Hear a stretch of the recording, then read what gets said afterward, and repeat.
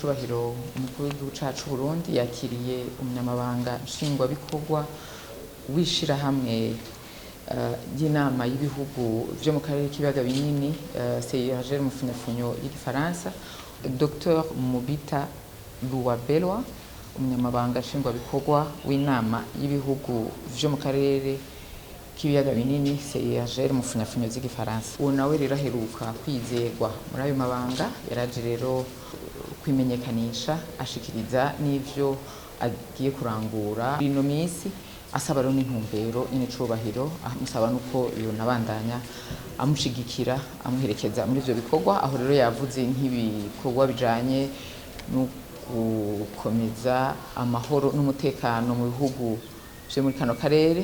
Yavuze kandi n'ibijanye n'ubutunzi, aho ategekanya kuzokora ibishoboka vyose kugira ngo hashigwemo inguvu mu rudandazwa n'ivy'ubutunzi biciye mu kiyaga ca Tanganyika. Nyenicubahiro umukuru w'igihugu cacu Burundi rero yamwifurije kuzogira ikiganza ciza no kuzokora ibikorwa biramira abenegihugu bose.